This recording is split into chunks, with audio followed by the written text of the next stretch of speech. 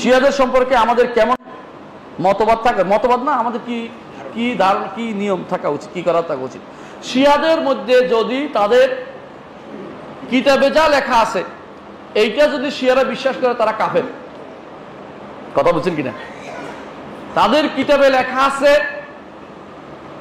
আল্লাহ বাদা লাজিম আসে। বাদা মানে হচ্ছে আল্লাহ আগে জানতো না পরে জানে।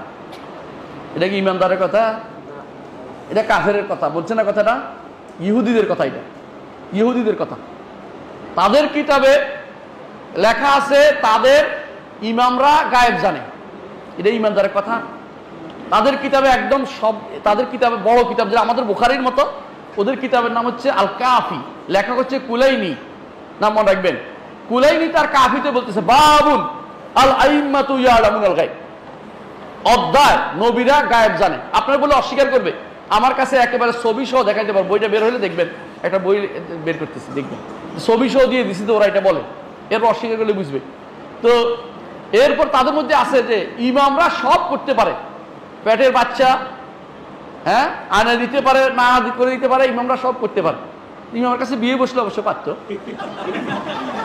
কিন্তু ইমামরা এমনি পারে সবকিছু দিয়ে দিতে।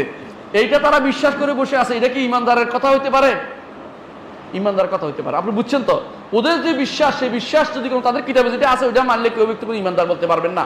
কিন্তু এমন অনেক আছে যারা কিতাব পড়ে না, সাধারণভাবে অনেক শিয়া আছে, এই জন্য পাইকারিভাবে সব শিয়াকে কাফের আমরা বলতে পারছি না। কিন্তু তাদের আয়াতগুলোকে, আমার ওস্তাদে বলতেন, আয়াত বুঝেন তো, আয়াতুল্লাহ অমুক আয়াতুল্লাহ নাম দিছে না, এগুলি আয়াত না, এগুলো আয়াত শয়তান, শয়তানের আয়াতগুলো, এগুলি বিশ্বাস করে এরা। শয়তান, কোনো সন্দেহ নাই।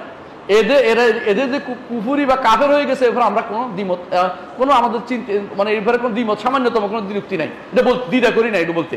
কিন্তু সাধারণ মানুষকে কাফের বলি না, কারণ অনেকেই সেগুলি বিশ্বাস, সাধারণ মানুষ বিশ্বাস করে না। এটা হচ্ছে আমাদের মত। বুঝে আসছে কথাটা? জি। وقل جاء الحق وزهق الباطل إن الباطل كان زهوقا